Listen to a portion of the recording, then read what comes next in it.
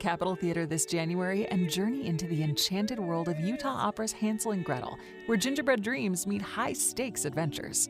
The stage will sparkle, the music will soar, and you'll relive the fairy tale you grew up with a twist. Tickets start at $21 and under 30 save 50%. Get yours at utahopera.org. The Salt Lake Chamber is Utah's voice for business. Okay, that sounds great, but what does it really mean?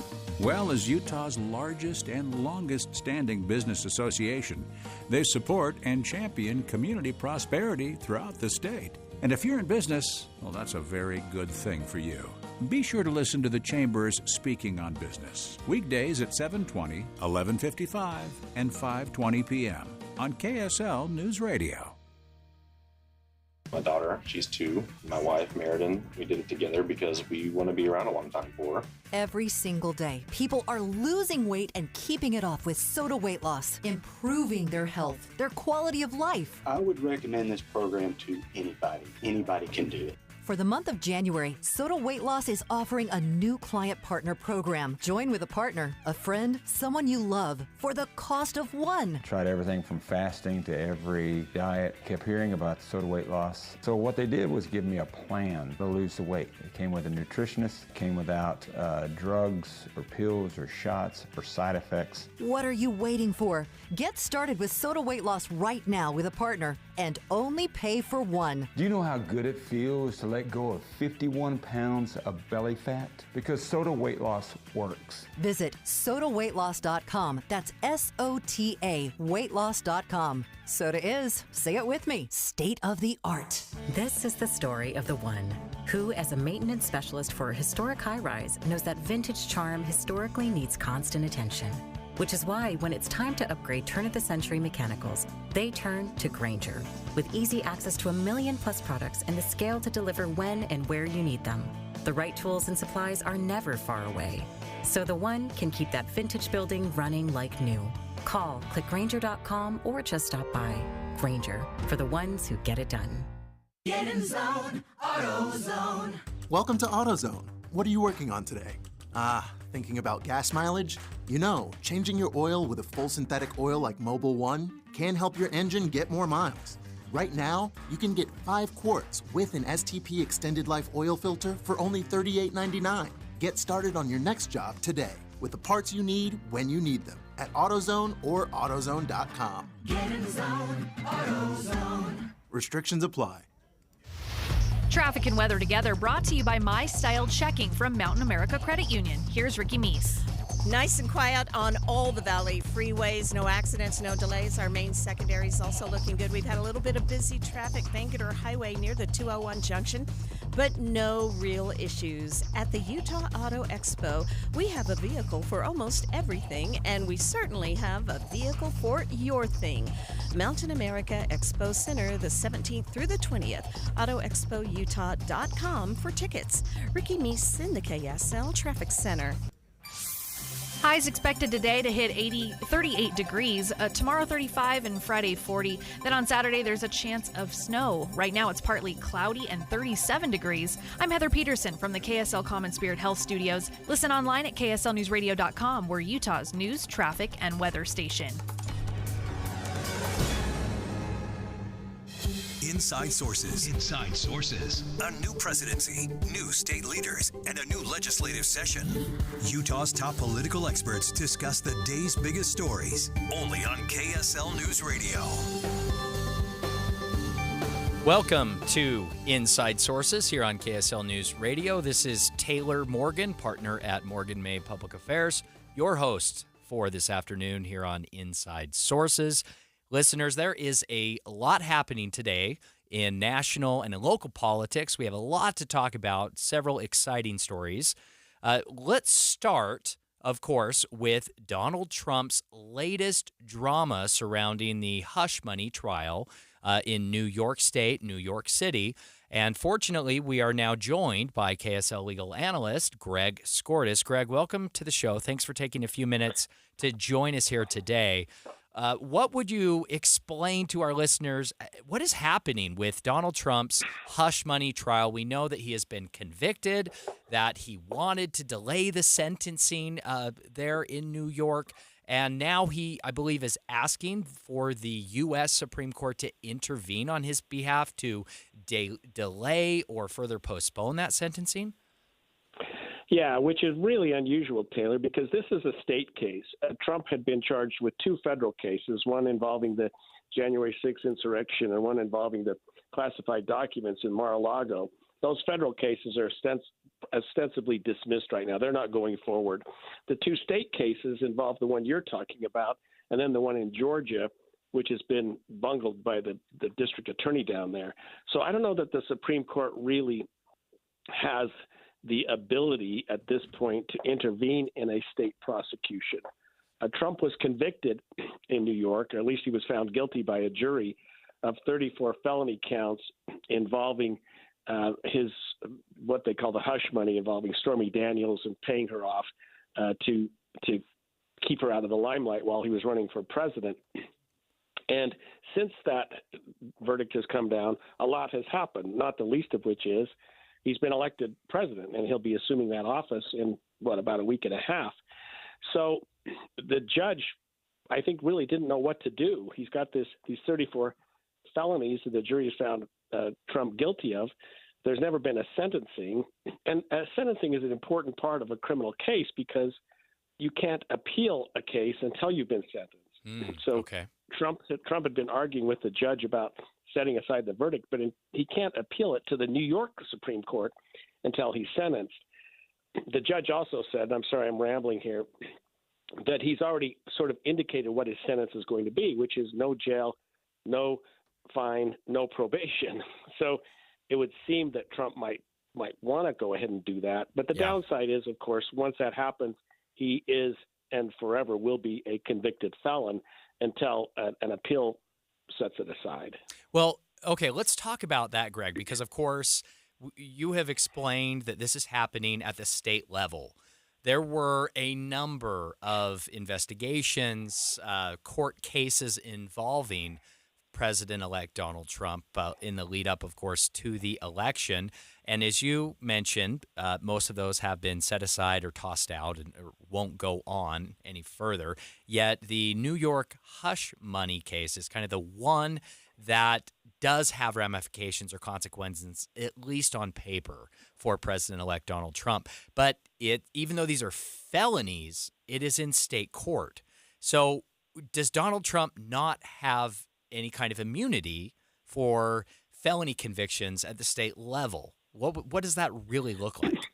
Yeah, that's a great question, because the Supreme Court also said this, that a president has immunity for acts that occurred during the course and scope of his presidency, that you have to have some level of immunity so that you can make decisions and make tough decisions without fear of being criminally prosecuted. So I think the judge in New York is looking and saying, well, how many of these acts occurred in the course and scope of presidency? And a lot of it occurred when he was using his lawyer, Michael Cohen, to pay Stormy Daniels off before and during the election. He wasn't president yet. He was trying to keep this from becoming public because he thought it would hurt his chances at presidency. So I think he's going to have a hard time establishing that any of that is subject to an immunity grant, because he wasn't president when that occurred. Now, some of the acts occurred after he became president, and he was paying off Cohen and others. Maybe that could be part of immunity, but it'd be hard. It'd be a really hard stretch, Taylor, to say that had anything to do with his presidency. I mean, if the president's acting as a president, he could have immunity. But if he's driving drunk, for example, or something like that, that's not part of being a president. You'd have a hard time establishing immunity for something that's not even at all related to an act as a president. Yeah. I want to talk about the filing specifically from Donald Trump's lawyers in the New York case. They filed this morning, and as part of this filing, they stated that fundamentally forcing President Trump to defend a criminal case and appear for a criminal sentencing hearing at the apex of the presidential transition creates a constitutionally intolerable risk of disruption to national security and America's vital interests. Greg, do you think that is a fair point? Do you think that Donald Trump's lawyers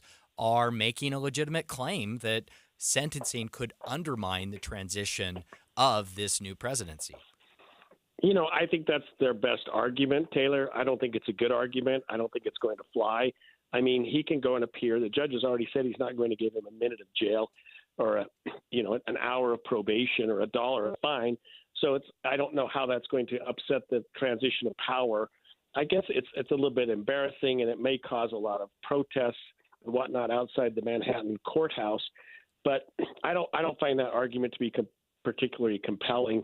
Otherwise, I mean, let's get the sentencing done and move forward. Otherwise, you've got to postpone the sentencing for 4 years? And that doesn't make sense either. Do you expect this U.S. Supreme Court to intervene here? Do you think that is at all likely or possible? Well, it's likely with this court because they're so conservative, and several of them were appointed by Trump.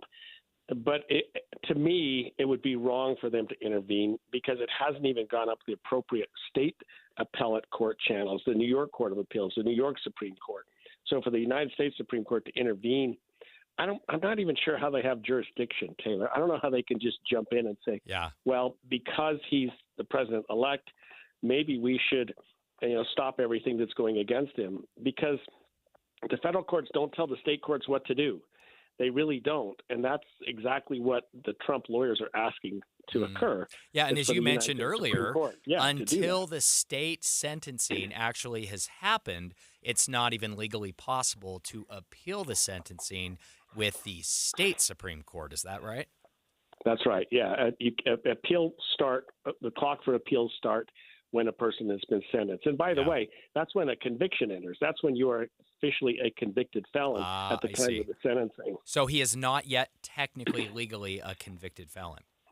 Right. I mean, everybody says he is because the jury convicted him. But really what they did was they found him guilty of 34 felonies. Yeah. The judge will enter the conviction at the time of the sentencing. That's procedurally how it happens. I know that's just legal gobbledygook, but that's procedurally how it works. Well, clearly, Greg, we are rewriting process and precedent daily as we lead into this new Donald Trump administration. With that said, Greg, perhaps I can ask you maybe more of a political question, and feel free to dodge this completely if you'd like. We don't have a lot of time, fortunately, for your sake.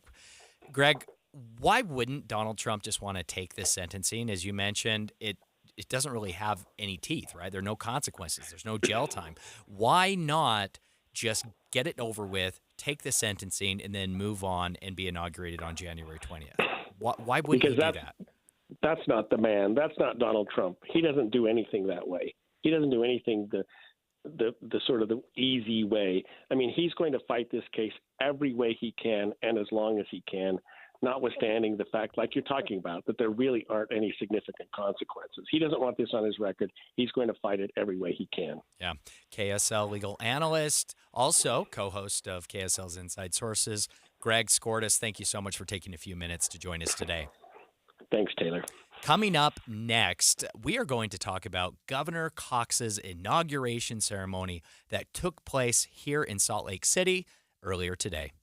The newest part of your morning, and still so familiar. When you wake up and listen to a radio show, it's like you're a part of a family. You're listening in on people you know, and it's magnificent that Andy Farnsworth is sitting in the chair because he's someone we know. Utah's Morning News. Andy Farnsworth joins Amanda Dixon to bring you important news in the car. 5 to 9 on KSL News Radio. If you find yourself avoiding family photos or feeling self-conscious among friends because of your smile, you're not alone. Many people face these challenges due to missing or broken teeth or painful dentures. But there's hope. Rediscover the joy of a full, healthy smile with Stubbs Dental Implant Center, Utah's Best of State winner. At Stubbs Dental, they deeply understand the emotional impact of missing teeth. It's not just about your smile. It's about feeling confident and embracing life fully. Their team of experts transform lives with dental implants, one beautiful smile at a time. Picture yourself not just looking, but feeling your best, confidently participating in family photos and laughing freely with friends. Join the thousands of people who have trusted Stubbs Dental for their dental implants, rediscovering not just their smile, but their self-confidence. And the best part, finding out if you're eligible for dental implants is easy.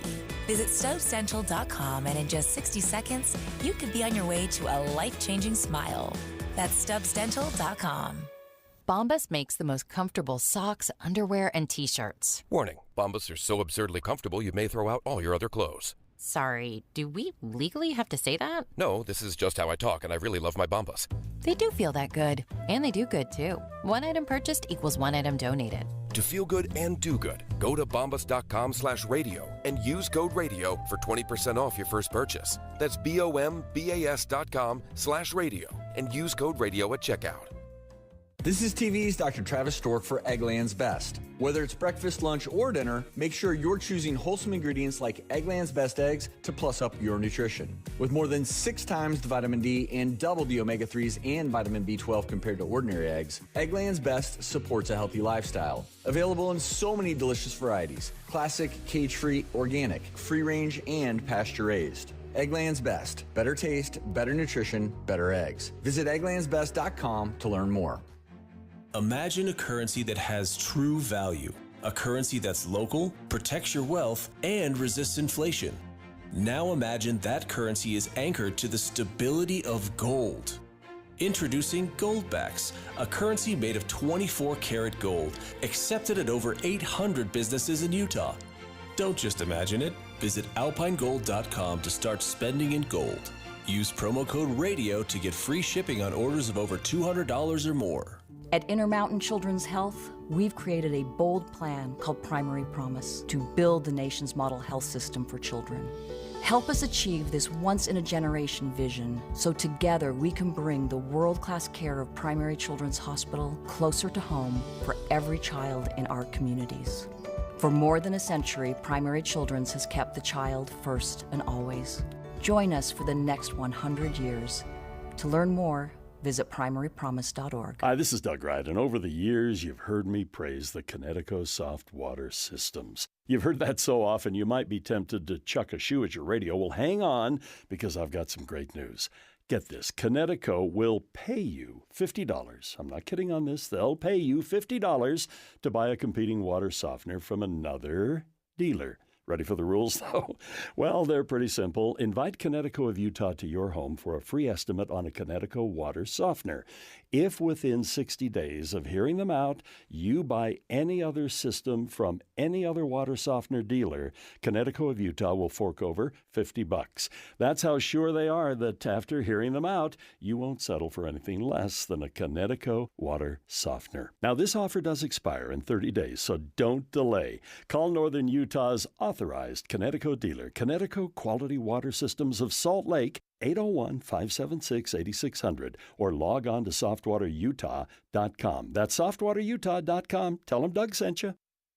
Inside Sources on KSL News Radio. Welcome back to the new Inside Sources here on KSL News Radio. I am Taylor Morgan, your host today. We are tracking breaking news. The Associated Press is now reporting that the Pacific Palisades fire is officially the most destructive fire in Los Angeles City history, with an estimated 1,000 structures destroyed. There have been significant evacuations. It is being reported that those evacuations now, a number around 80,000 residents of the Pacific Palisades area. We will continue to track this devastating wildfire in the Pacific Palisades area and continue to keep you updated on the situation with the fire as it progresses. We are now going to pivot and talk about the inauguration of Governor Spencer Cox this morning. Governor Cox, of course, was sworn in for his second term as governor of the state of Utah. He officially has taken the oath of office administered earlier today at the Eccles Theater in downtown Salt Lake City. Let's go ahead and listen to audio of Governor Spencer Cox taking that oath of office. I, Spencer J. Cox, do solemnly swear that I will support, obey, and defend the Constitution of the United States and the Constitution of the State of Utah, and that I will discharge the duties of my office with fidelity. With fidelity. That was Governor Spencer Cox taking the oath of office for his second term as governor of the state of Utah with Utah Supreme Court Justice Matthew Durant. The governor centered his speech today on what he thinks makes Utah different and how that helps Utah be successful. Now, of course, Governor Spencer Cox did highlight Utah's success economically, low taxes. We know that Utah has really the strongest economy, fastest growing economy in the country. Utah's tech sector is booming. Of course, a lot of positives to highlight and talk about alongside significant challenges with the cost of living, the cost of housing, with water, and Utah's environmental future. A lot of challenges there, but what I think was so interesting that really stood out to me in listening to the governor's inauguration speech earlier today is how Governor Spencer Cox really highlighted social capital and really focused on what makes Utah successful is how Utah is, in his words, really the best place in the nation for faith, family, and community. To break down Governor Cox's speech today and talk about his plans for his next administration, I wanted to bring on none other than former Utah Governor Gary Herbert. Governor Herbert, thanks for taking some time to join us today on Inside Sources. I understand that you were there today in person at the governor's inauguration. What was it like for you, having not only been Utah's most recent governor before Spencer Cox, but also we know that Governor Cox served as your lieutenant governor. What was that experience like for you today? Well, the pomp and circumstance, that we have with an inauguration of a governor is always pretty, I think, amazing what takes place, the messages that are given, to see men and women that are trying to serve their communities the best that they can, and the gathering of people there. And of course, today we had the closing song was the Tabernacle Choir singing Battle Hymn of the Republic. If that doesn't get your blood going in the right direction, I don't know what will. Yeah. It was really a very inspiring inaugural event. We have good people in all the offices that are going to do the best that they possibly can with their God-given talent, hopefully getting the support of the people to help them get that done. And so it was very impressive. And for me, I kind of remembered my own inauguration. I had 4 of them, which is interesting in itself. But again, they kind of recharge your batteries. They motivate you to do good things. And so I think we all left there wanting to do good things. And I think Governor Cox and Lieutenant Governor Deidre Henderson also left there saying, you know what, I want to live up to the promise that we're making to the public to serve to the best of our ability, upholding our state constitution, our federal constitution, and the culture we have in Utah is conducive to having good results come of that. We're speaking right now with former Utah Governor Gary Herbert about the inauguration of Utah Governor Spencer Cox that took place earlier today. Now, Governor Herbert, I promise I'm not trying to get you in trouble, but I have to ask, you plucked then Representative Spencer Cox from the Utah House of Representatives. Back when you became governor, you handpicked him to become your lieutenant governor at that time. That's correct. What was it that you saw in him? What was the reason you chose, out of all of the representatives in the Utah House at the time, why Spencer Cox? Well, he's asked that question himself of me, and so it was a little bit unusual. Spencer Cox was not on anybody's bingo card. If you recall, I had Greg Bell was the lieutenant governor when I first got inaugurated, and as governor, I picked him out of a bunch of potential candidates. He was a senator in the state legislature, an attorney by trade, had worked in local government a lot. And I liked that because that was similar kind of my own background of kind of working through the chairs, moving kind of on upward into other opportunities. And when Lieutenant Governor Greg Bell, through no fault of his own, had to go out in the private sector, as he said, to make some money, some obligations he'd been left shackled with because of no fault of his own, I had to look around for somebody else. And so, again, a lot of good people out there, and I think many of them could have done the job. But Spencer Cox was just a shorter, younger version of Greg Bell. And I can tell you, I've told this to other people before, I like Greg Bell a lot. He would have been a great governor. And here's a younger, shorter version, almost the same resume. And I knew Spencer's dad, Eddie Cox, who'd been a commissioner in Sanpete County when I was a Utah County commissioner. So I had a little bit of a connection there. But it was really, I liked the profile I had with Greg Bell. And the next guy up was Spencer Cox, who had the same profile. Why not him? I was looking for the best talent I could find, and he ended up being the one I thought was the best fit. Now, Governor Herbert, I want to ask you about Governor Cox's speech today. I thought he said some very intriguing things. We often here in Utah, and rightly so, we love to talk about how successful our economy is, how fast it's growing, how low our taxes are, and how much of a business-friendly economic environment Utah's leaders have fostered here in our state. What I thought was so interesting today is that Governor Cox tried to refocus all of the success here in Utah around faith, family, and community. How did you react to that?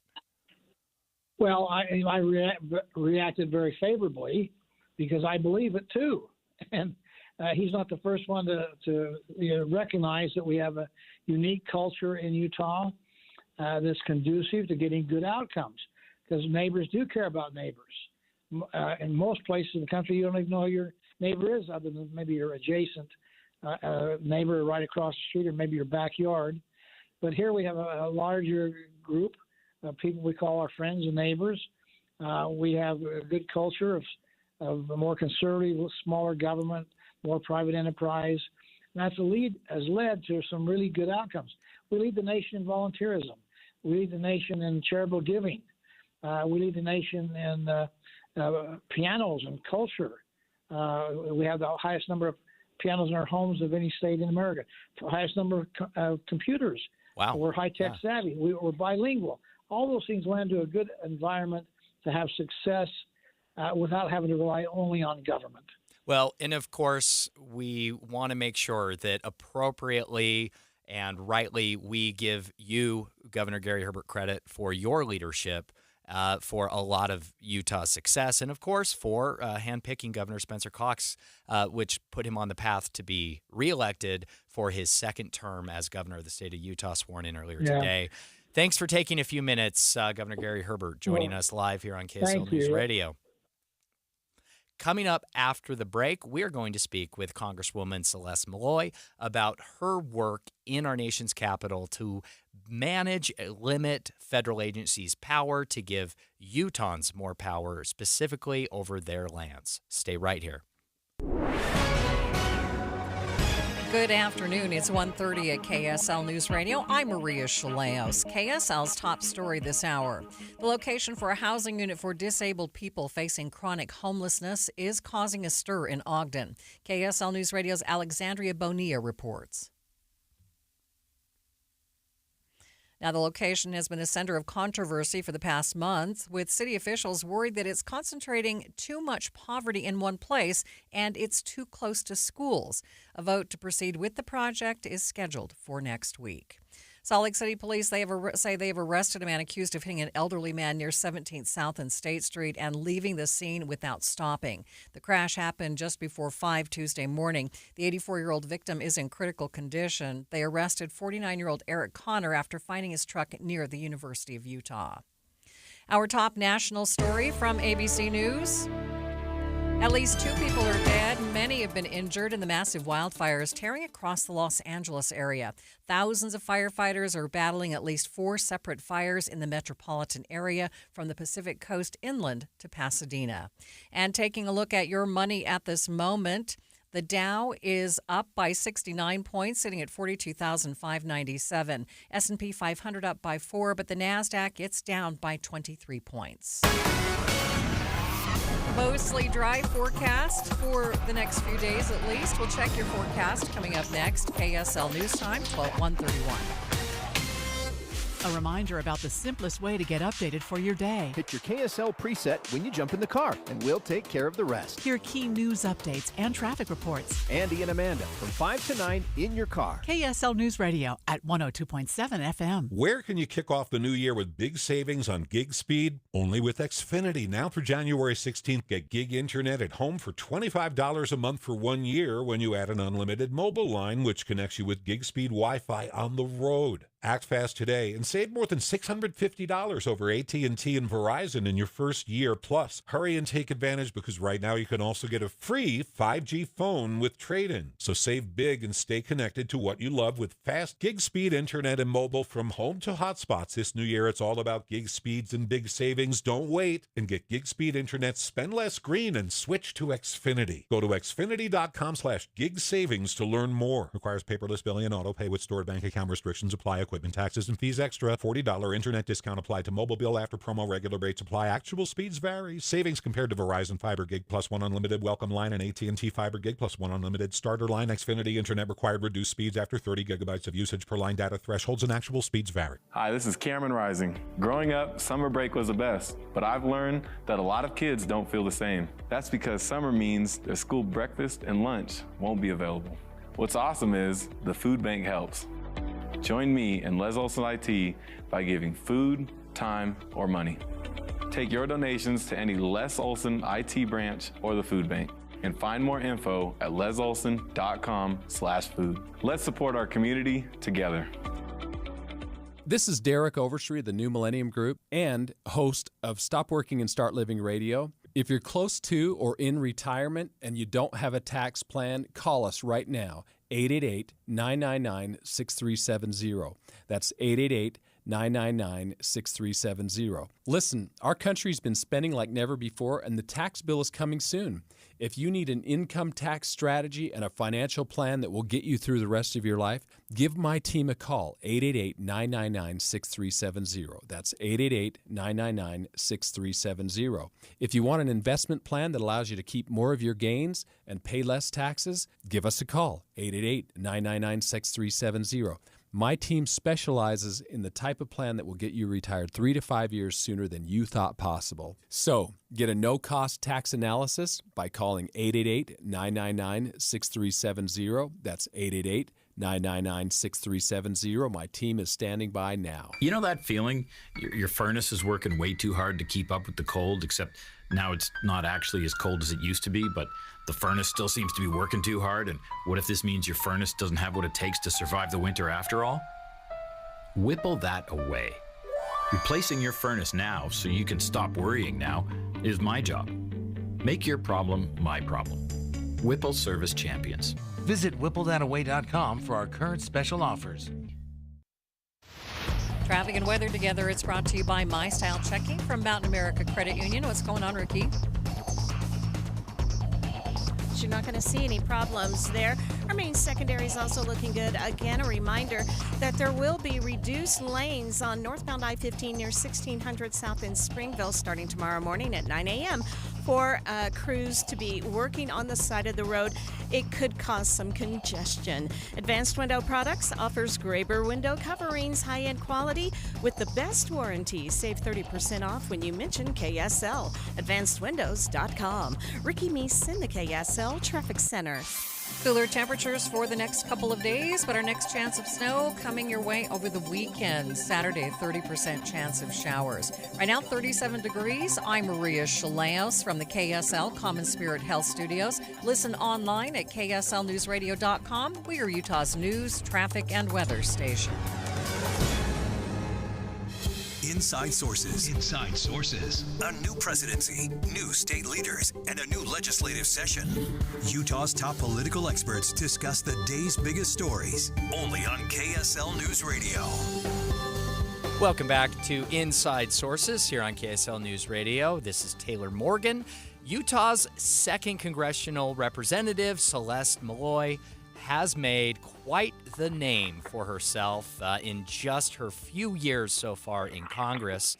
Now in the 119th Congress, she has retained a coveted spot on the very powerful House Committee on Appropriations. We are very happy to be joined right now live by Congresswoman Malloy. Congresswoman, first and foremost, congratulations on everything you have done so far. I don't know that we have ever had a member of Congress serving the state of Utah that has accomplished so much in Washington, D.C., while also at the same time having to run so many campaigns back here in their district in the state of Utah. You have been prolific across the board. I want to ask, what is the secret to your success, perhaps, to start this conversation? Well, thank you. That's very kind of you to start the conversation by saying that I've been successful. I am going to correct one thing you said, a short few years in Congress. I'm only 1 year in. I'm just barely past my 1 year mark. Oh, my goodness. But I had a good head start. I replaced Chris Stewart, and he had a lot of things going that I was able to pick up and keep running with. And I've been really blessed. I've been really lucky, and my team has worked really, really hard. We spend a lot of time on the road. We spend a lot of time building relationships, and I'm thrilled to be on the Appropriations Committee because that's where the purse strings are. Yeah. And when I'm out talking to Utahns, everybody's concerned about spending. Everybody's concerned about the size of the federal government. And, you know, people run for Congress, they always say they're going to go fix it. I've tried to be really careful about what I promise, but I want to make real changes in the size of our government, the level of accountability of our federal government, and a lot of that happens in the Appropriations Committee. So this is a great place for me to serve. Absolutely. You recently wrote an op-ed calling on a significant size reduction when it comes to federal agencies. Can you tell us more about that? Yeah, agencies are part of the bureaucracy. You know, you can call it the deep state, you can call it the swamp, call it what you want, but we have all of these alphabet soup agencies that we've all just gotten used to being part of the government. They're part of the executive branch. That means they all work for the president. And we're supposed to have 3 co-equal branches that have different roles and keep each other in check. The legislative branch has yielded a lot of our authority to these agencies, and we're not very good at holding them accountable. Yeah. So the size of the government has just grown and grown, and we don't really even question it that often anymore as Americans. Like, why is the EPA saying what cars can be sold in Utah? Yeah. Because they do. Absolutely. I think you, from my perspective, you are very uniquely qualified to talk about this because you yourself, before you were elected to represent Utah's 2nd District in Congress, you were a longtime staff member of then Congressman Chris Stewart. And so you knew this process inside and out. You had been on the staff level working on policy. And I think no one is better qualified to talk about the pros and cons of having essentially unelected bureaucrats running the federal government. Not that as a staff member you were in that same role, but you worked with them, I imagine, on a daily basis. Yeah, as a staffer, I spent a lot of time working with agencies to try to make them more accountable. And even before I ever got involved in policy, I worked for a federal agency. I worked for an agency that worked with farmers and ranchers on a voluntary basis, but that's kind of what started me down this path. I was trying to explain policies to people in Utah that were made in Washington, D.C., and a lot of times it didn't make any sense. Yeah. Why we were asking people to do things the way we were. And it was because the people who made the rules didn't have to go stand on a farm in Beaver, Utah, and look someone in the eye and say, yeah, you're right, it doesn't make sense. They wrote it in a manual in D.C. and sent it out to people like me, and I didn't have the power to change it. So what we need is less government, but the government agencies we do need, the bureaucrats we do need, should be looking people in the eye and accountable for the decisions they make. Yeah. Now, some may push back on that. Some may argue that having experts, quote unquote experts, become these unelected bureaucrats, and because of their expertise in whatever field they're working in, they should have some power when it comes to policy making and enforcement. How would you respond to that argument? Well, I would say it's a good theory. It's a theory that has been posited for a century now. But what we have is 80 years of real-world data to back up that it doesn't work. the New Deal of the 1930s and 40s is what gave us a lot of these agencies, and they're not making better decisions. The idea was that they'd make better decisions than Congress because Congress is too political, but politics serves a role, and I have to go to Utah and talk to people and explain why I'm doing what I'm doing, and that makes me responsive to the needs of people in Utah. Bureaucrats don't have to do that. We've also learned that it's the nature of agencies to always want to grow their mission and grow their budget. So agencies never serve a purpose and then ride off into the sunset. But as a member of Congress, I have to go back and justify to people everything we're funding. So while in theory it sounds good to have experts making decisions on behalf of people who don't know as much as them, we've taken the lab now. We've seen it play out, and we know it doesn't actually work that way. We're speaking with Congresswoman Celeste Malloy, who represents Utah's 2nd Congressional District in the U.S. House, about her op-ed titled "Federal Agencies Are Too Powerful. 2025 is Congress's Chance to Bring Them Back to Earth." This was published in The Hill. Congresswoman Malloy, how are your colleagues responding to your op-ed and to your leadership on reducing the size of federal agencies? Do you have support to do this? Oh, a lot of my colleagues are aligned with me on this. I think this is a unique moment in time where we have not only a lot of members of Congress aligned, but we have a president who's talking about the same things. I just said all these agencies are part of the executive branch. Normally, the president, who's the head of the executive branch, would be fighting Congress on this, but Donald Trump has been very vocal about how he wants to drain the swamp, to get rid of the deep state, to cut back these agencies. And he can't run for re-election, so he has nothing to lose. The Supreme Court this last summer overturned the Chevron case. They're signaling that they're in line with this too. So yes, I have a lot of good support on the Hill, but I think we've got good support for this all the way across the government, and we have to take advantage of this moment while it's here. It's not going to come around again. Well, I want to ask about your role. You joined the brand new DOGE caucus in the U.S. House. I believe the acronym stands for Delivering Outstanding Government Efficiency. Hopefully I had that right. It's hard to keep track of all the acronyms when it comes to government. But what is DOGE, led by Elon Musk and Vivek Ramaswamy, going to do to help this cause, and how will you joining that caucus, you think, be helpful? The way I picture it, DOGE, that Elon Musk and Vivek Ramaswamy are doing, they're like a diagnostic machine. They're not government. They're private citizens who are helping the government see where it's got room to improve. The DOGE caucus is here to do the legislative work that'll be required to meet those goals. So I was just in a DOGE caucus meeting today. Blake Moore is one of the co-chairs of it.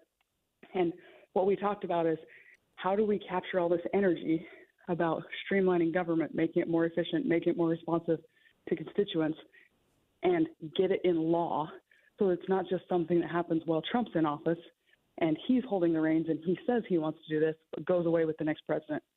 And that's why I'm excited about the caucus, because the caucus can drive the law part of this, the codification of these ideas so they're not just ideas.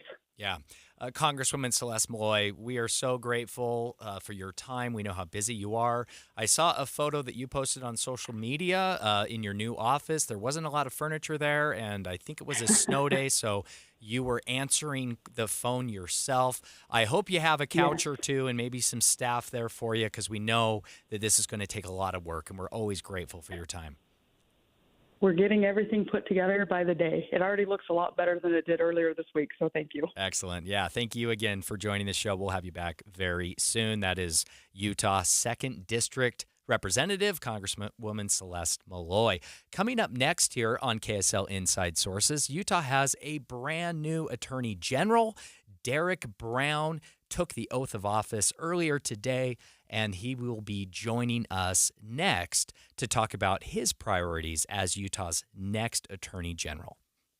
My daughter, she's 2. My wife, Meriden, we did it together because we want to be around a long time for her. Every single day, people are losing weight and keeping it off with Soda Weight Loss, improving their health, their quality of life. I would recommend this program to anybody. Anybody can do it. For the month of January, Soda Weight Loss is offering a new client partner program. Join with a partner, a friend, someone you love for the cost of one. Tried everything from fasting to every diet. Kept hearing about Soda Weight Loss. So what they did was give me a plan to lose the weight. It came with a nutritionist, came without drugs or pills or shots or side effects. What are you waiting for? Get started with Soda Weight Loss right now with a partner and only pay for one. Do you know how good it feels to let go of 51 pounds of belly fat? Because Soda Weight Loss works. Visit sodaweightloss.com. That's SOTA weightloss.com. Soda is, say it with me, state of the art. KSL offers the best daily newsletter in the state. It's the 3 things you need to know. Every weekday, we deliver quality and relevant content to your inbox. No ads, no spam, just the 3 things you need to know to be informed about the world around you. Subscribe today. Visit KSLNewsRadio.com or text the word inbox to 57500. That's inbox to 57500. Attention home buyers, want to save hundreds on your mortgage payment or buy a bigger, nicer home? Visit SaveRight.com. This is Rod with the SaveRight team at Realty Path. SaveRight, our name says it all. SaveRight real estate clients often save $300 to $600 a month on their mortgage. Life of loan savings can be over $300,000. SaveRight clients qualify for and buy bigger, nicer homes. Interest rates are around 7%. SaveRight clients can get fixed rates in the 5s. Our affiliate lender makes it all possible. You can even start with a rate in the 2s. If you're buying or selling a home in Utah, save a ton of money. Hire the SaveRight team of realtors. Visit SaveRight.com for more information. In 2024, dating is a disaster. We've been ghosted, breadcrumbed, stuck in situationships. Hi, I'm Debbie. I'm Caitlin. Welcome to our new podcast, Dating at Her Age. Dating has been so dicey for us, so we asked KSL, can we launch an all-new podcast about it? People use these dating apps. You're not really dating when you're on the dating app. Dating at Her Age, brought to you by Mountain Home Services. A new episode drops every Thursday on KSLNewsRadio.com. This is the story of the one who, as a maintenance specialist for a historic high-rise, knows that vintage charm historically needs constant attention. Which is why, when it's time to upgrade turn-of-the-century mechanicals, they turn to Grainger. With easy access to 1 million-plus products and the scale to deliver when and where you need them, the right tools and supplies are never far away. So the one can keep that vintage building running like new. Call, click Grainger.com, or just stop by. Grainger, for the ones who get it done. Get in zone, AutoZone. Welcome to AutoZone. What are you working on today? Thinking about gas mileage? You know, changing your oil with a full synthetic oil like Mobil 1 can help your engine get more miles. Right now, you can get 5 quarts with an STP Extended Life oil filter for only $38.99. Get started on your next job today with the parts you need when you need them at AutoZone or AutoZone.com. Get in zone, AutoZone. Restrictions apply. Inside Sources. Inside Sources on KSL News Radio. Welcome back to Inside Sources on KSL News Radio. I am Taylor Morgan. We continue to track the very deadly growing wildfire in California. There are multiple fires. The Pacific Palisades fire is now officially the largest fire in Los Angeles City, having destroyed more than 1,000 structures. Listeners, we will continue to keep you updated on these devastating wildfires in the state of California throughout the show. Now, we are going to talk about another constitutional statewide public official here in Utah who was just sworn in, who took the oath of office earlier today alongside Governor Spencer Cox, of course. But now we are very pleased to be joined by Utah's brand new Attorney General, Derek Brown. Derek, thanks for taking time out. I'm sure it's a very, very busy day for you and for your family. Congratulations on officially taking the oath of office earlier today. What was that moment like for you? Oh, it was a wonderful moment. I mean, we had they had quite an inauguration ceremony. They had the Tabernacle Choir sang. They had a beautiful rendition of Bring Him Home. The governor gave a fantastic address about social capital. And anyway, just a fantastic event, all things considered. Now, Derek, you are widely known as just a good guy, a really wholesome guy, yet you are an attorney.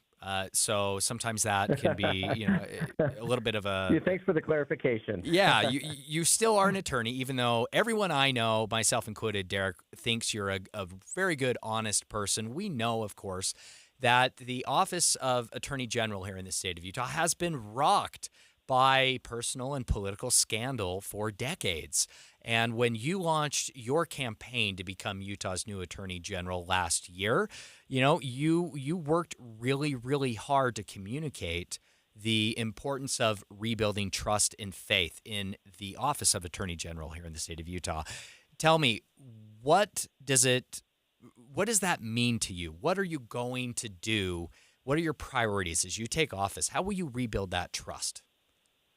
Well, I think the key to that really is transparency. I mean, when I served in the House of Representatives, I learned that people appreciate when you are open and you make it clear to them what you're doing. And as people understand what we're doing in the Attorney General's office, we'll see successes. There will be an increase in trust. I think there will be, that's just a natural outgrowth of transparency. And I'm going to be doing a number of things proactively so that we build that feeling of not just transparency, but trust. I mean, things like I'll be releasing my calendar, for instance, Taylor. That's something I know has been an issue. And that's a new development for your office. Yeah. Well, and I've already done it. Actually, my first day on the job, I think it sort of caught people off guard to see that my calendar went out, and everyone kind of responded with, I think they were a little startled that day one I made that public. But I said during the campaign that that's exactly what I'm going to do. And so I'm looking for opportunities and issues, things that we can do to make sure that people feel confident in what we're doing as an office. I mean, I have an ethics committee that I have put together for my transition team, and they made a number of suggestions, including the establishment of an internal ethics committee. And so I will be setting that up in my office, and I think that will help us as an office avoid conflicts of interest and the kinds of things that would be potentially problematic. So in short, Taylor, I'm not waiting until there's a problem. I'm trying to get ahead of it and set up a series of, best practices that you should do if you're the Attorney General of a state. I want to stay on this, Derek, and ask you about some other steps you have taken to be transparent and build trust in the office of Utah's Attorney General. You were not at all required to do the things I'm going to mention now. You're doing some things here that are far above and beyond anything that is required of you by Utah law. My understanding is that you and your family, you have put your assets into a blind trust to eliminate any potential conflicts of interest, and you have officially stepped down from any and all nonprofit boards. Is that correct? That's correct. And things like the nonprofit boards, by law, I don't have to do that, although I do, as the Attorney General, oversee nonprofits. And so, I've spent a lot of time on boards, things that I care about. I've been on the board of, say, Hale Theater, or most recently, I was the board chair of the Foundation for the Utah Schools for the Deaf and Blind, which is a phenomenal foundation. But I just feel like it makes sense in light of this position to just eliminate any potential conflicts of interest in advance. And I'm a little sad to do it because these are great people. I love, being there, making a difference. But at the same time, I feel like we've got those organizations onto a good footing. And as you mentioned, Taylor, these are things I don't have to do, but I'm going to do them because what is legal, what is ethical, and what even legal and ethical are different standards. And I think there's an even higher standard, and that is perception. Yeah, absolutely. And perception, especially in politics, as we know, is often reality. And how voters perceive the office of Attorney General right now I believe, is so important to building trust in that office. Now, for those of our listeners, Derek, who don't know, and listeners, we're speaking with brand new Utah Attorney General Derek Brown, who took the oath of office today. Derek, what would you explain your role as to listeners? What does the Utah Attorney General do primarily?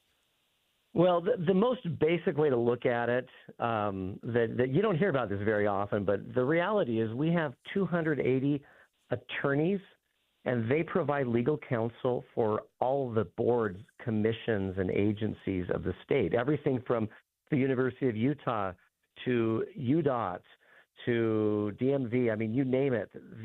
We provide legal counsel. So there's literally 280 attorneys that do every conceivable area of the law. In fact, I'm actually right now in between meetings. I'm spending time yesterday and today meeting as many of these attorneys as I can, because that's just a critical part of what we do as an office. But we've got almost 600 people in the office. And it's an amazing group of people. They work hard, and my job really is to provide leadership and direction and make sure that they're effectively, well, put it this way, Taylor, with 280 attorneys, it is the largest law firm in the state of Utah.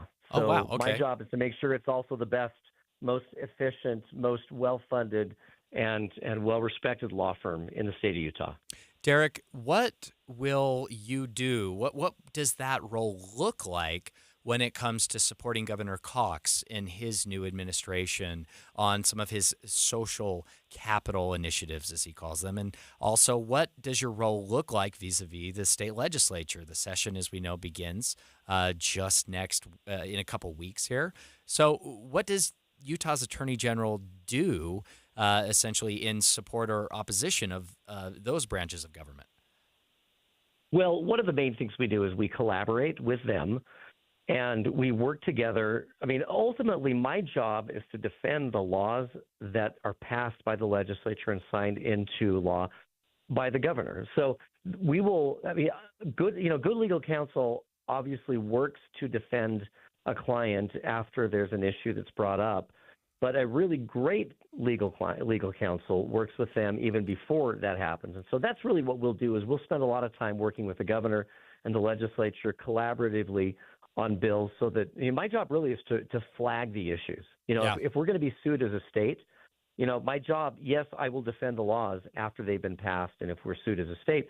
But if I'm really doing my job right, I'm meeting with them along the way beforehand to make sure that they're aware, hey, this is a potential red flag. We could be sued on this, or this is a constitutional problem. Maybe we should address that. So really, it's providing good, comprehensive legal counsel to the state of Utah. Derek Brown, brand new Utah Attorney General, thank you so much for joining the show. I understand you can be found lunching with your staff at Crown Burger. Often you can catch him there or reach out. Derek, always grateful for your time.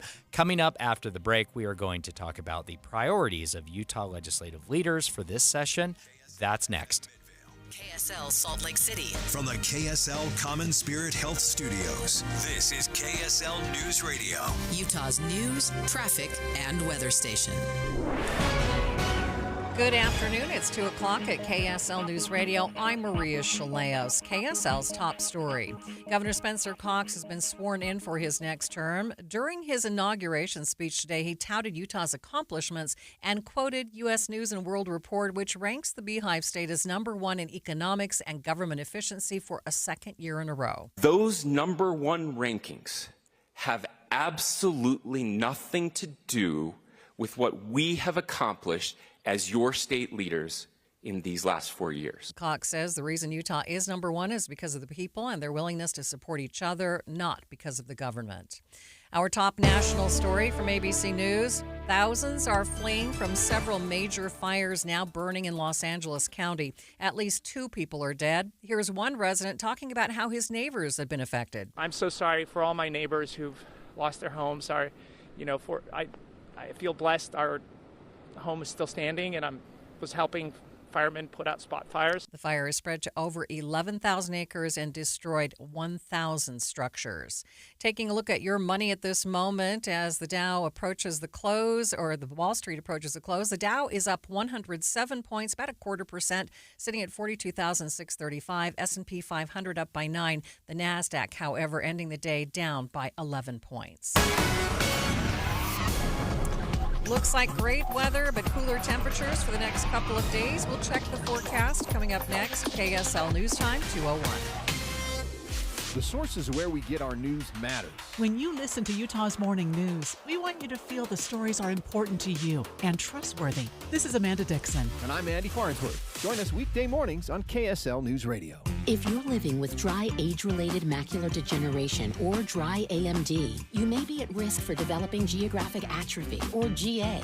GA can be unpredictable and progress rapidly, leading to irreversible vision loss. Now there's something you can do to slow it down and get it going slower. Izervay is proven to slow GA progression. Izervay gets GA going slower. Izervay or avacincaptad pagel is a prescription eye injection used to treat GA. Don't take it if you have an infection or active swelling in or around your eye. Izervay can cause eye infection, retinal detachment, or increased risk of wet AMD. Izervay may temporarily increase eye pressure. Your vision may be impaired after an eye injection or exam. Don't delay. Ask your doctor about Izervay today. Izervay gets GA going slower.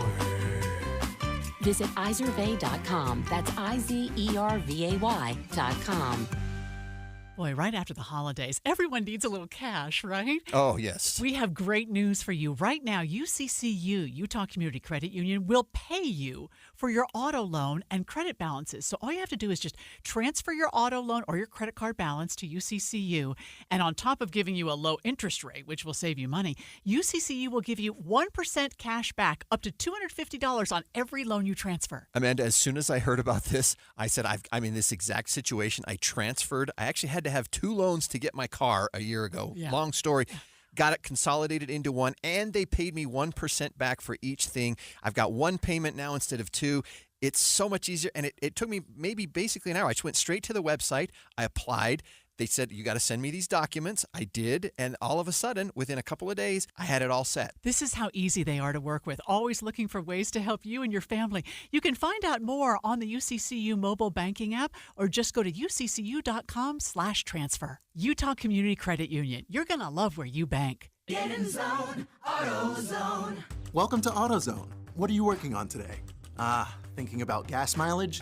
You know, changing your oil with a full synthetic oil like Mobil 1 can help your engine get more miles. Right now, you can get 5 quarts with an STP Extended Life oil filter for only $38.99.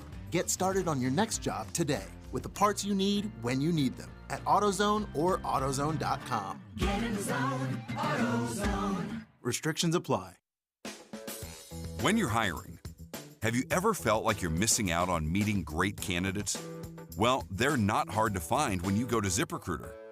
Every day, ZipRecruiter helps people who are actively looking for jobs like yours, so it's easy to find the right person fast. 4 out of 5 employers who post on ZipRecruiter get a quality candidate within the first day. Try ZipRecruiter for free at ZipRecruiter.com/free. That's ZipRecruiter.com/free.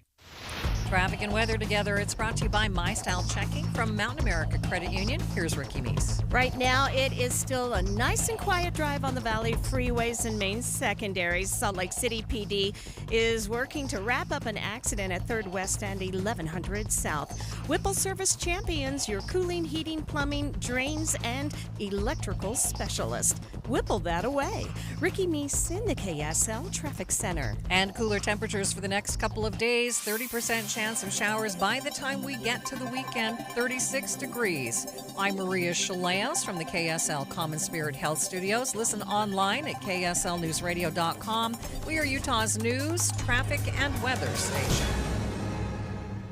Inside Sources. Inside Sources. A new presidency, new state leaders, and a new legislative session. Utah's top political experts discuss the day's biggest stories. Only on KSL News Radio. Welcome to the second hour of Inside Sources on KSL News Radio. My name is Taylor Morgan, partner at Morgan May Public Affairs, your host for Inside Sources today. The Utah legislature has elected new leadership teams in both the House and the Senate. And just yesterday, the Utah State Senate leadership team released their priorities for the upcoming 2025 legislative session.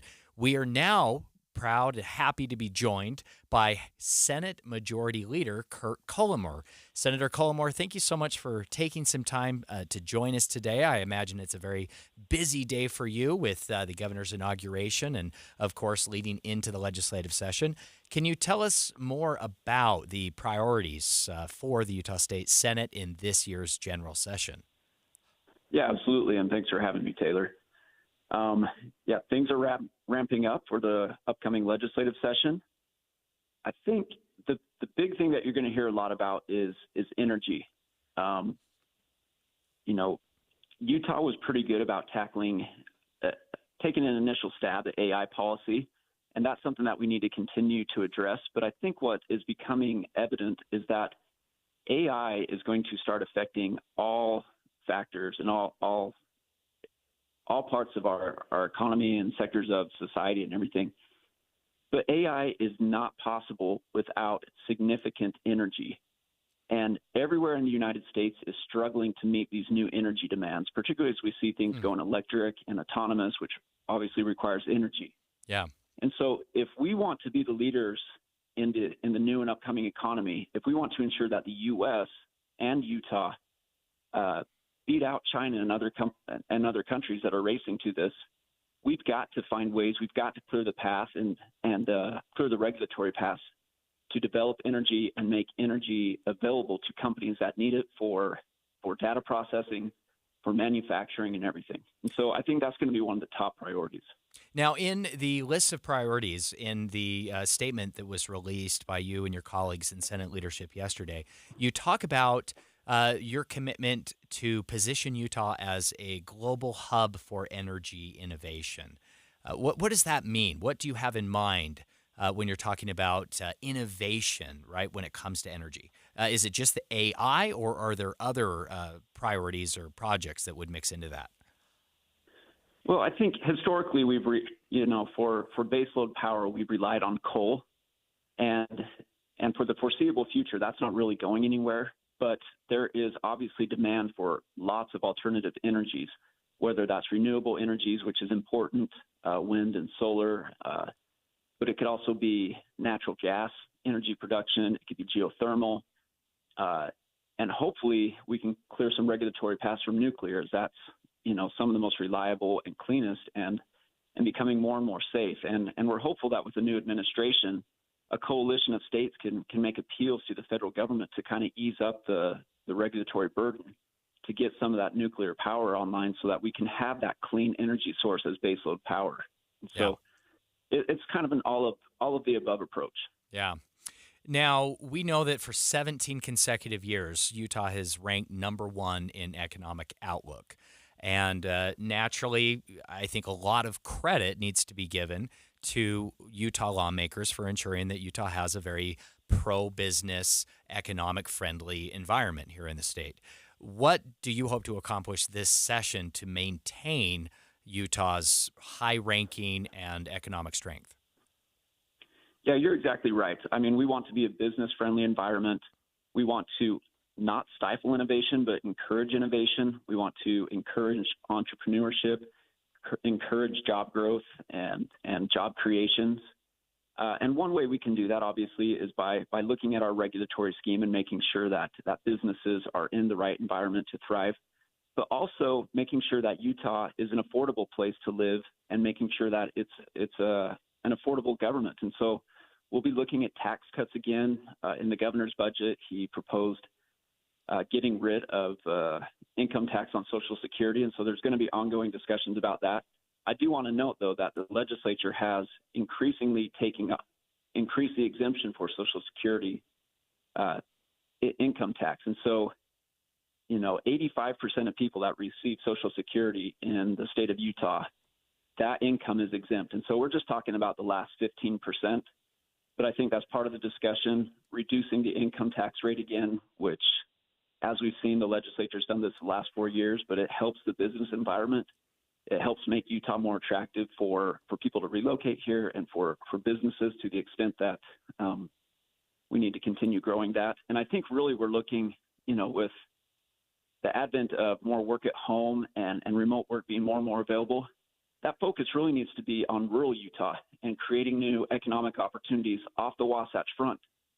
And we're going to have those opportunities to do so through energy production outside of the Wasatch Front, new jobs outside the Wasatch Front, and making sure that those communities thrive as well. Yeah, we talk a lot about Utah's high quality of life, and we know that one of our most persistent, significant challenges is dealing with the cost of housing here in the state of Utah, especially for younger Utahns who are having kids, starting families. They want to be able to buy a home. They want to have that opportunity to ultimately build wealth in that way. Buying a home is the most impactful way to invest in your future, yet it is becoming less and less attainable here in the state of Utah. What will you and your colleagues in the state Senate put forward this session to deal with housing affordability? Yeah, you're exactly right. That's one of our biggest limiting factors in continued growth and continued prosperity here in Utah. I've got kids that are coming up on those ages where they're going to be looking at their first home, and it's just not feasible for them right now. And that is the quickest way to wealth generation in the United States is buy that home, get some equity, and then potentially move up in property value as you get older. And so this really comes down to a supply problem. We need more homes, and there are a lot of homes that are already entitled, but we simply don't have the infrastructure to meet them yet, and so we've got to continue to invest in infrastructure. We've got to encourage more development of homes, particularly first-time homes, affordable homes that new families can buy into. And so there's going to be a number of bills. A first-time home product could be a condo. Well, we've virtually seen no condo building over the last several years because of liability issues outside of Utah that are affecting our economy. Yeah. So we're looking at what laws can we pass here in Utah that would give developers a little more confidence around those liability issues and developing these first-time type home options in multifamily. So we don't just see apartment development, which is important because that's a product that we need, but that we also see multifamily for home ownership, and then these single-family homes too. And so we'll see some policies that will encourage zoning for this, but even more than zoning, we really need to continue to invest in the infrastructure so that we can get these homes built that are ready to be built. We just need the roads, we need the water, we need the utilities out there.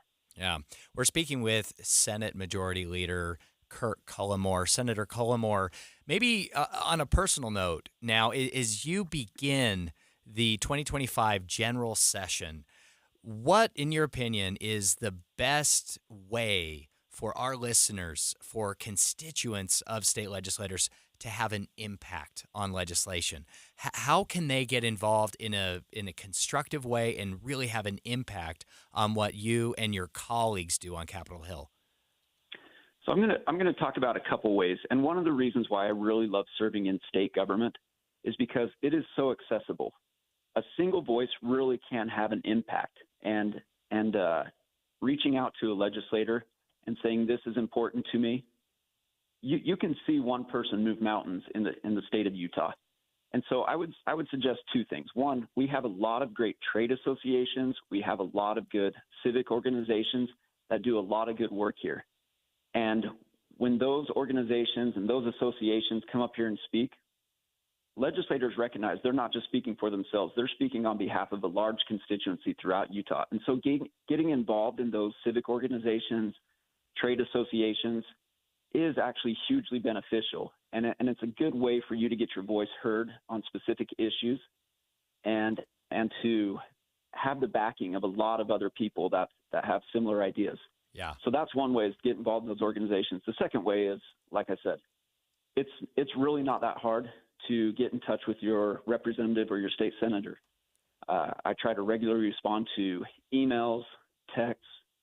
I'm happy to meet with anybody prior to the session, during the off season, but it's particularly easy during the session when I know I'm at the Capitol all day, every day, and that this becomes my full-time job. Yeah. Well, we will wrap it there. Thanks so much for your time today. That is Senate Majority Leader Senator Kurt Cullimore. Really appreciate you joining us, and we'll have you back during the session to keep our listeners updated on these priorities throughout the session. Thank you so much. Coming up after the break. Hi, this is Doug Ryder. Over the years, you've heard me praise the Kinetico soft water systems. You've heard that so often you might be tempted to chuck a shoe at your radio. Well, hang on, because I've got some great news. Get this, Kinetico will pay you $50. I'm not kidding on this. They'll pay you $50 to buy a competing water softener from another dealer. Ready for the rules, though? Well, they're pretty simple. Invite Kinetico of Utah to your home for a free estimate on a Kinetico water softener. If within 60 days of hearing them out, you buy any other system from any other water softener dealer, Kinetico of Utah will fork over $50. That's how sure they are that after hearing them out, you won't settle for anything less than a Kinetico water softener. Now, this offer does expire in 30 days, so don't delay. Call Northern Utah's authorized Kinetico dealer, Kinetico Quality Water Systems of Salt Lake, 801-576-8600, or log on to softwaterutah.com. That's softwaterutah.com. Tell them Doug sent you. At Fisher Investments, we may seem like other money managers, but we're different. What makes you so different than the rest of us? We ensure clients receive unparalleled service at every step of the relationship. Tell me more. Our investment counselors focus on service over sales, prioritizing clients' needs. How do you make money? We don't sell any commission-based products.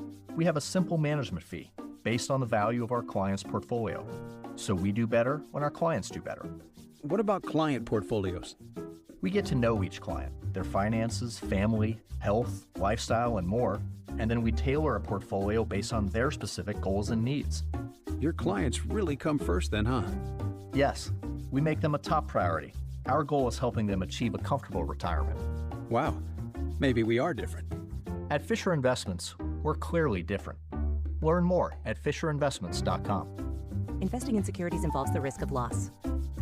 You wouldn't know it, but most financial advisors are put in a box. I'm Jeff Jr. from Trajan Wealth, and I want to provide you a little insight about financial advisors. Most financial advisors have to sell what their company requires them to sell, and many advisors have to only adhere to what's called a suitability standard. A suitability standard is a limited standard of care, not requiring what's sold to be best, just suitable. Advisors with this loose standard often have limited investment and product selection. Trajan Wealth is held to a fiduciary standard, which is the highest standard of care in the advisory business. And that's just one of the many reasons we have billions of dollars under our care and attract clients from other advisors. Raise your standards today and call Trajan Wealth. Call 801-899-7600. That's 801-899-7600. Advisory services offered through Trajan Wealth, LLC, an SEC-registered investment advisor. Healthcare with human kindness is here. It's at Common Spirit Health. Hospitals, clinics, and caregivers all connected to advance healthcare in Colorado, Kansas, and Utah. Together, we have a common purpose, partnering with you in health and healing using powerful medicine, powerful technology, and the greatest power of all, human kindness. You'll know it when you see it, because human kindness is in every care site and in every caregiver. Common Spirit Health. Hello, human kindness. Purchase a new heating and cooling system from Yes Air Conditioning, Heating, Plumbing, and Electric, and we'll buy back your old inefficient HVAC system. Save up to $4,500 through tax credits and other discounts when you upgrade to a new energy-efficient HVAC system. Yes offers expert technicians, flexible payment options, and our exceptional service guarantee, ensuring your peace of mind. Request your complimentary consultation from Yes today. Call now or visit theyesmancan.com for details, terms, and conditions. Inside Sources. Inside Sources on KSL News Radio. Welcome back to Inside Sources here on KSL News Radio. This is Taylor Morgan. In the last election, 8 of the 15 seats on the Utah State Board of Education were up for grabs. 5 of those seats were won by incumbents, and 3 seats were won by new members.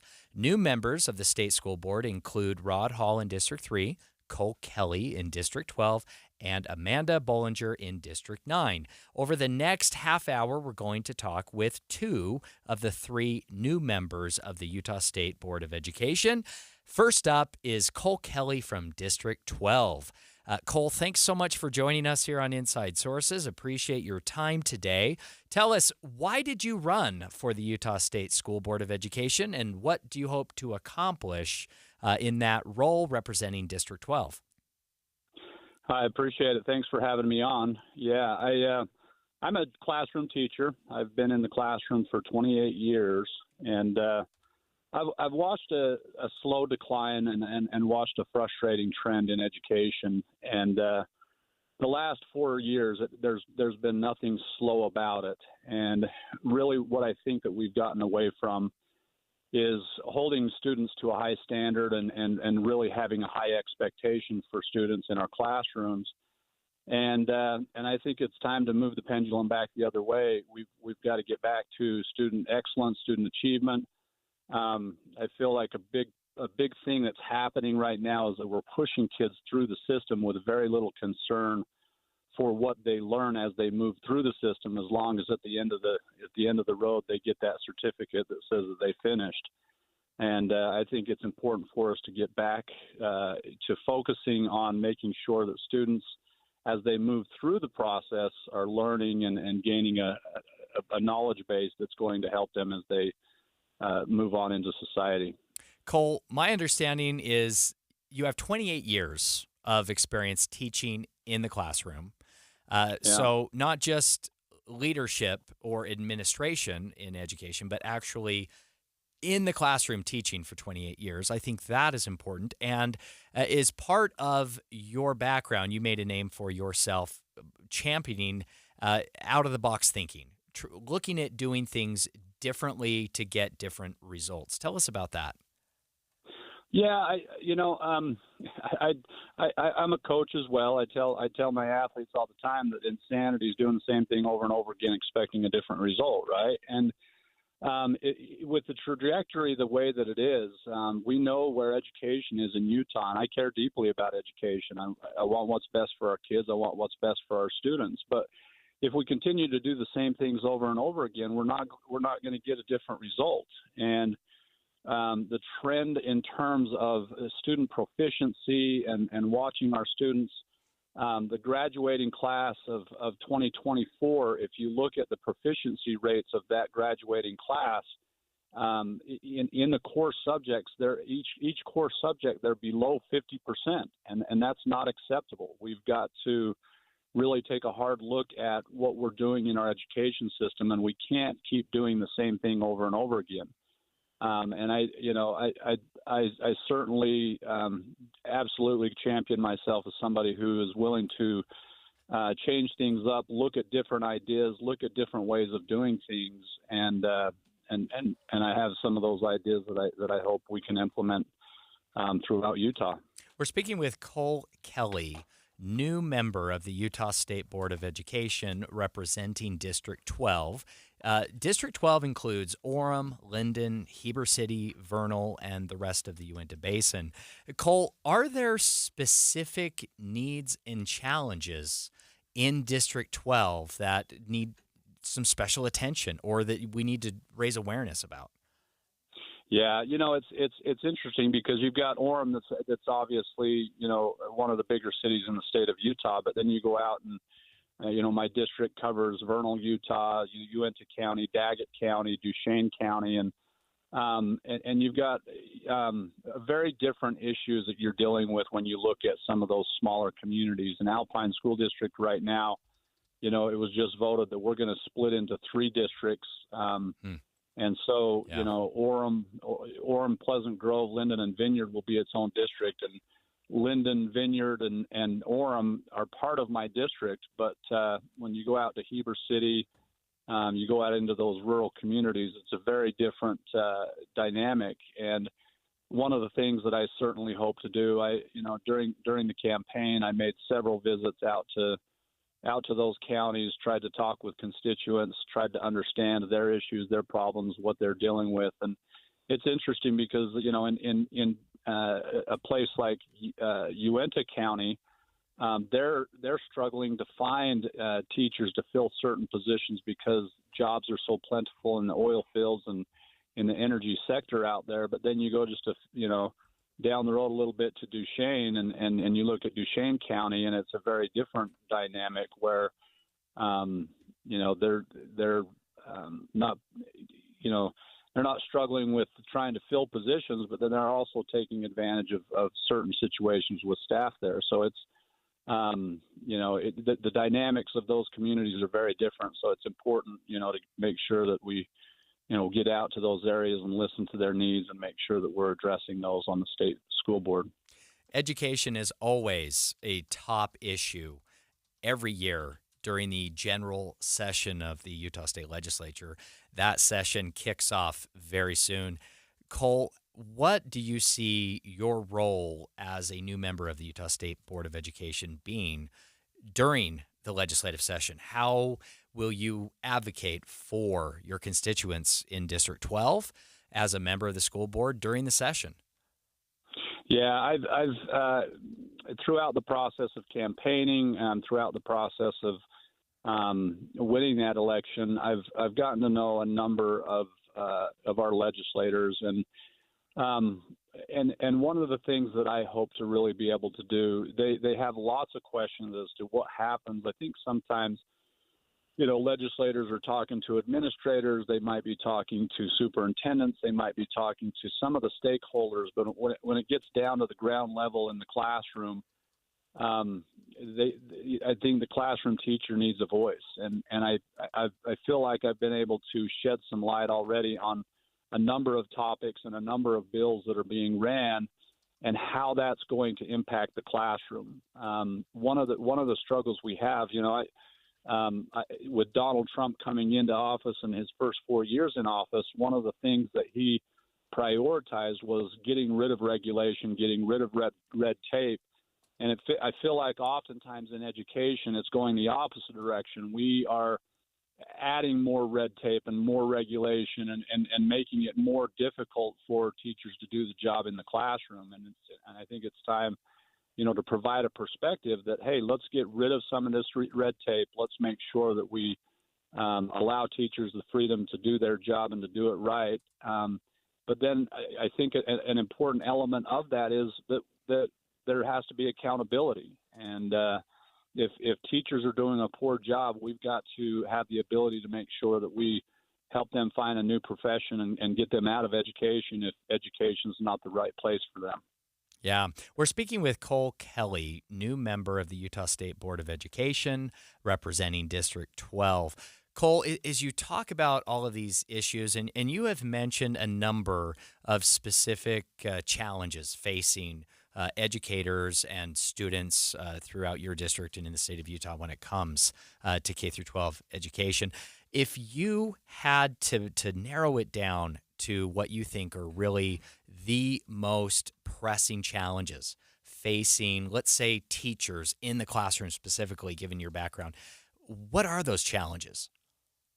Teachers have to have the ability to hold students accountable in the classroom. And COVID certainly created a scenario where that's become much more difficult, but we haven't recovered from that. And that's what I think is going to be important as we move forward is attendance is paramount. If it's a seat time class, you've got to have an expectation that students are in attendance in the classroom, and it's the responsibility then of the teacher to make sure that the time that those kids have in that classroom is productive.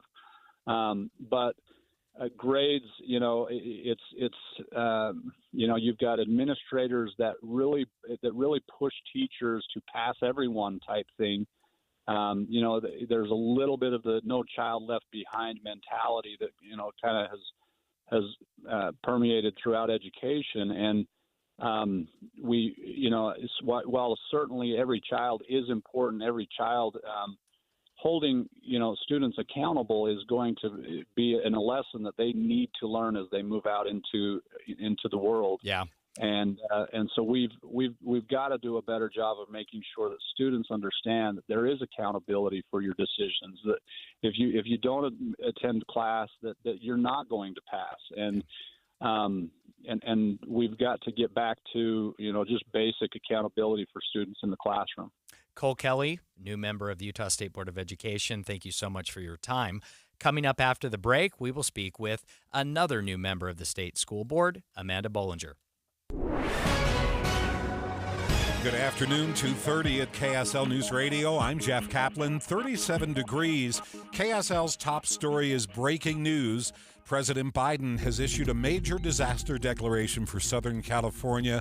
It's going to allow the victims to access recovery money. So far, as a result of 4 fires in L.A., 80,000 people have now been evacuated, 1,000 buildings damaged, at least 2 people are dead. Many injured in the massive wildfires tearing across Los Angeles County. Officials say the flames now cover 11,000 acres with 0% containment. 13,000 buildings are threatened. We're going to continue to closely follow the latest developments from L.A. through the afternoon here on KSL News Radio. A housing project for Utah's chronically homeless is facing some bumps in the road. This project would take over the vacant Aspen Care Assisted Living Facility. It's on Madison Avenue. The city is worried about its proximity to schools. Andy Beadles with the Weber Housing Authority says they've been working to address the concern. We kept the unit count, lower so that we could try and be sensitive to the city's concerns. If approved next week, the site would have 25 units for the chronically homeless. Your money at this moment, the Dow is up ever so slightly today. The NASDAQ was down 10 points. Quiet day. Coming up, another cold night in store. The KSL weather forecast is coming up next. KSL News Time 2:33.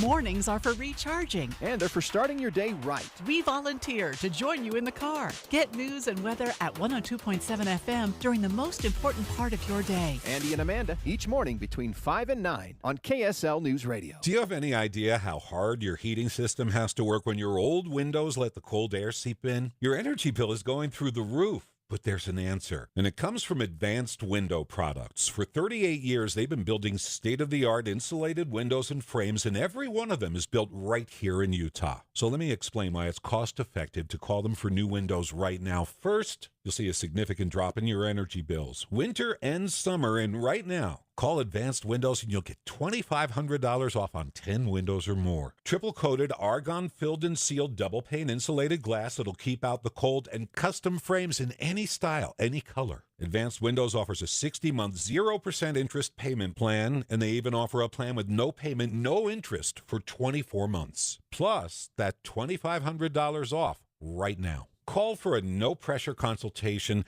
801-850-9100. That's 801-850-9100, or go to advancedwindows.com. If you're living with dry age-related macular degeneration or dry AMD, you may be at risk for developing geographic atrophy or GA. GA can be unpredictable and progress rapidly, leading to irreversible vision loss. Now there's something you can do to slow it down and get it going slower. Izervay is proven to slow GA progression. Izervay gets GA going slower. Izervay or avacincaptad pagel is a prescription eye injection used to treat GA. Don't take it if you have an infection or active swelling in or around your eye. Izervay can cause eye infection, retinal detachment, or increased risk of wet AMD. Izervay may temporarily increase eye pressure. Your vision may be impaired after an eye injection or exam. Don't delay. Ask your doctor about Izervay today. Izervay gets GA going slower. Visit Izervay.com. That's IZERVAY.com. My daughter, she's 2. My wife, Meriden, we did it together because we want to be around a long time for her. Every single day, people are losing weight and keeping it off with Soda Weight Loss, improving their health, their quality of life. I would recommend this program to anybody. Anybody can do it. For the month of January, Soda Weight Loss is offering a new client partner program. Join with a partner, a friend, someone you love for the cost of one. Tried everything from fasting to every diet. Kept hearing about Soda Weight Loss. So what they did was give me a plan to lose the weight. It came with a nutritionist, came without drugs or pills or shots or side effects. What are you waiting for? Get started with Soda Weight Loss right now with a partner and only pay for one. Do you know how good it feels to let go of 51 pounds of belly fat? Because Soda Weight Loss works. Visit sodaweightloss.com. That's SOTA weightloss.com. Soda is, say it with me, state of the art. Traffic and weather together brought to you by My Style Checking from Mountain America Credit Union. Here's Ricky Meese. Good speeds on the Valley freeways. We do have a crash in Ogden, southbound Harrison Boulevard at 22nd Street. It is blocking a right lane of travel. Murdoch Auto Team is celebrating 100 years of winter journeys at Murdoch Chevrolet. Right now, take up to $6,500 off a 2025 Silverado or up to $9,000 off a new Suburban. Ricky Meese in the KSL Traffic Center. The KSL weather forecast. This is what you get till sundown. Overnight temperature is going to plummet to 20 degrees and tomorrow up to 35. Right now partly cloudy and 37. I'm Jeff Kaplan from the KSL Common Spirit Health Studios. Listen online at kslnewsradio.com. This is Utah's news, traffic, and weather station. Inside Sources. Inside Sources. A new presidency, new state leaders, and a new legislative session. Utah's top political experts discuss the day's biggest stories. Only on KSL News Radio. Welcome back to Inside Sources. This is Taylor Morgan. Last segment, we spoke with Cole Kelly, brand new member of the Utah State School Board representing District 12. Now we're going to have a conversation with another new member of the Utah State School Board, Amanda Bollinger, who will represent District 9. Amanda, thank you very much for joining us here on Inside Sources. Congratulations on your new position as a member of the State School Board. Can you remind our listeners to start off exactly what members of the Utah State School Board do and how they interact with educators and local school districts? Yeah, absolutely. Thanks for having me on, Taylor. I appreciate this opportunity. So the school board actually just has the right to have a general control and supervision of public education. And so they work with local school boards to help them understand what laws are in place. And they really set codes in place to help districts then decipher what that means in action in the school level. So they work quite closely with local school districts in helping them understand the policies that they need to have in place and communicating what that means and making sure that their voices are heard. So if there is a concern from schools, from educators, or from districts, that we can kind of be the go-between between legislatures that are making the law and those that are putting it into action in the schools. Amanda, Utah has a partisan process to elect members of the Utah State School Board, meaning you were nominated, I believe, at the Republican County Convention to become the party's nominee for this seat, and you went on to win election in November in the general election then. As you campaigned throughout that process, what did you hear most from voters in District 9? What were their concerns regarding the state school board? Yeah, some of their biggest concerns is that they felt like people were playing partisanship versus a focus on what's best for students. And they felt like some of those politics ended up using students as pawns in what their beliefs were versus just focusing on just what's best for kids in general. And so what a lot of my constituents have told me is that they really want the politics piece pulled out of, those decisions, and that the focus really just be on making sure our students are having a high quality educational opportunity to learn and grow and reach their greatest potential. Now, let's talk about your priorities as a new member of the State Board of Education, specifically as we go into this year's general legislative session. Education, of course, always a top issue on the Hill here in Utah at that time. What are your priorities for legislators or perhaps for District 9? Yeah, education's always going to be a top priority in legislation because we spend so much money. We want to make sure in the state of Utah that money that we're using is helping make sure our students are prepared for a future after they leave the education system. And so some of the top priorities that I have, safety is always a top priority because if students don't feel safe at school, they're not going to be able to focus on their learning. And that's something that has been a continuous concern, especially with recent events in other states. Safety has to be a top priority. Another priority for me is collaboration, and a lot of that is that communication piece I kind of alluded to before, where we're the voice for the parents and the constituents and the school districts, helping the legislators understand that although their policies might be grounded in great ideas and maybe some needs that are there, but what does that look like in practice so we don't have unintended consequences when it gets put into place? And I think we've kind of seen that. That's just over time. No policy is ever going to be perfect the first time, and it's been great with the legislators currently have been, even for example, HB 415 is one on school fees that I've received over 1,000 emails on from constituents. I can imagine, Yes, but I will tell you Representative Strong has been great at responding to feedback and being open, willing to listen to make sure that there aren't those unintended consequences. We're speaking with Amanda Bollinger, newly elected member of the Utah State School Board representing District 9. Amanda, your district includes parts of Midvale, Sandy, South Jordan, Riverton, Bluffdale, and Harriman. Now, these are all more densely populated parts of Salt Lake County. Can you tell us how this district might be unique in terms of challenges and needs when it comes to students and teachers? Yeah, I think you've heard in recent news reports, one of the big needs we've had out in this area is the growth of our ML population, and so making sure we have resources and supports and funding to meet the needs of all students out in the area. And I know there's some legislation that's being worked on right now to help provide additional funding with that growth, which is going to be great. So that's one of the higher needs that we've had in this area, in addition to just making sure we have high quality education and our students continue to improve on their state assessments.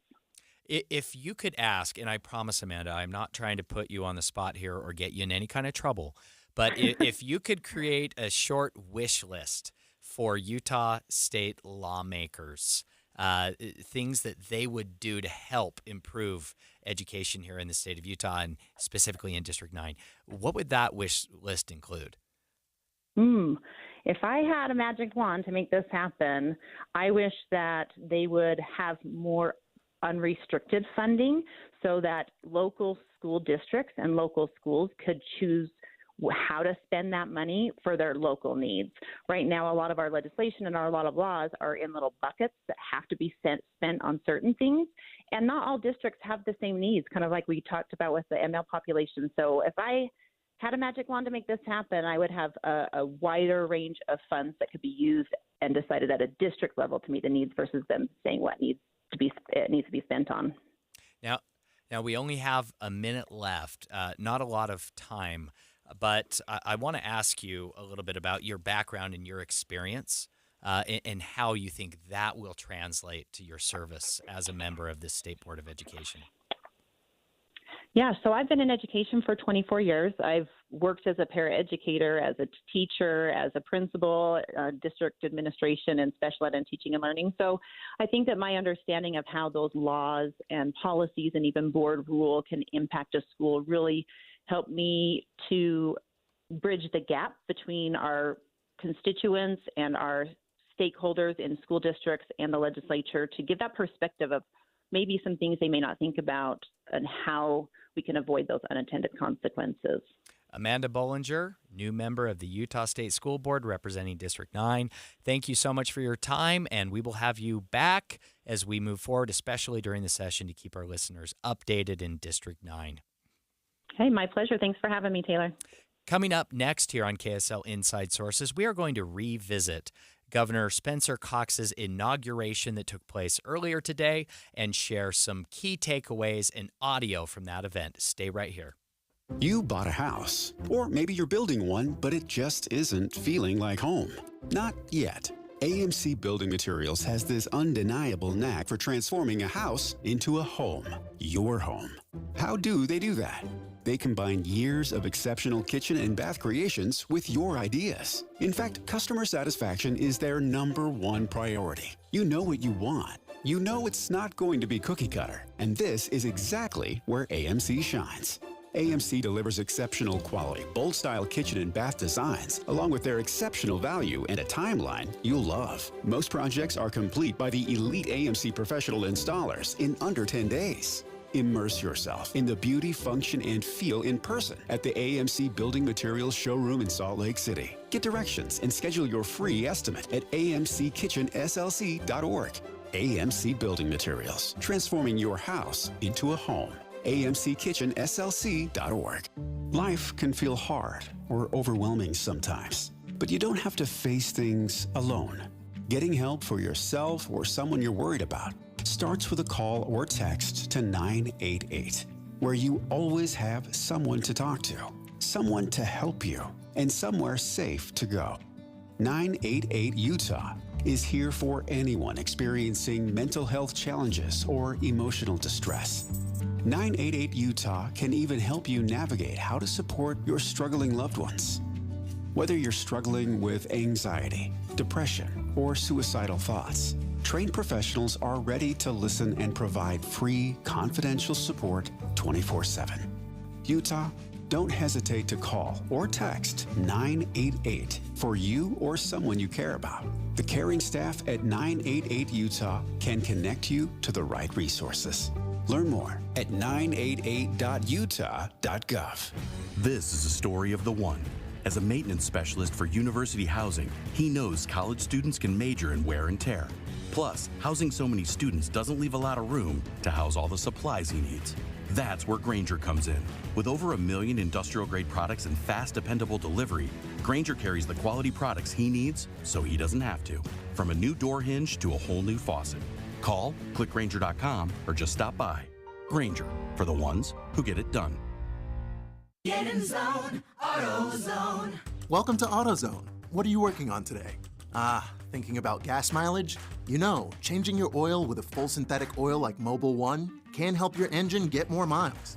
Right now, you can get 5 quarts with an STP Extended Life oil filter for only $38.99. Get started on your next job today with the parts you need when you need them at AutoZone or AutoZone.com. Get in zone, AutoZone. Restrictions apply. Attention home buyers, want to save hundreds on your mortgage payment or buy a bigger, nicer home? Visit SaveRight.com. This is Rod with the SaveRight team at Realty Path. SaveRight, our name says it all. SaveRight real estate clients often save $300 to $600 a month on their mortgage. Life of loan savings can be over $300,000. SaveRight clients qualify for and buy bigger, nicer homes. Interest rates are around 7%. SaveRight clients can get fixed rates in the 5s. Our affiliate lender makes it all possible. You can even start with a rate in the 2s. If you're buying or selling a home in Utah, save a ton of money. Hire the SaveRight team of realtors. Visit SaveRight.com for more information. Experience the true value of clean with Zero-Res, where your carpets are transformed without harsh chemicals or detergents. Zero-Res's patented technology ensures your carpets stay cleaner longer, making it safe for both the kids and pets. Unlike traditional cleaners, Zero-Res leaves your carpets dry in hours, not days. Plus, enjoy peace of mind with the Zero-Res Gotta Love It guarantee. If you're not satisfied, Zero-Res will re-clean for free within 30 days. Right now, get an amazing deal. Have 3 rooms of carpet cleaned for just $109, and Zero-Res will clean a hallway for free when you mention KSL News Radio. But that's not all. Zero-Res offers a wide range of cleaning services, from air ducts to upholstery, ensuring every corner of your home shines. Don't miss out on this limited time offer. Call today and experience the Zero Res difference. Book your appointment now and let Zero Res bring cleanliness to a whole new level. Call 866-ZERO-RES or go online to ZeroRes.com to schedule your appointment today with Zero Res. The Movie Show is at Minky Couture in Layton this Friday, January 10th from 11 to 1. Join KSL News Radio and Minky Couture and get special discounts and savings on your favorite Minky Couture products. Looking for the best gift ever? That's what you get at Minky Couture, the original luxury blanket company. New this year at Minky are family pajamas, luxury robes, and snuggly sleeping bags. Save 50% this Friday only. For The Movie Show in Layton, use code MOVIE50 at minkycouture.com or any of the 6 Minky locations. Inside Sources. Inside Sources on KSL News Radio. Welcome back to Inside Sources here on KSL News Radio. I am Taylor Morgan. We are tracking developing news. California's Palisades fire has now scorched more than 15,800 acres. CNN is now reporting that the Palisades fire on the coast of Los Angeles is now nearly 16,000 acres, continuing a pattern of very rapid, very significant growth. Despite the decelerating Santa Ana winds, CNN reported 30 minutes ago that the fire was just at over 11,000 acres. So that is significant and rapid growth, unfortunately, in the devastating California Palisades fire.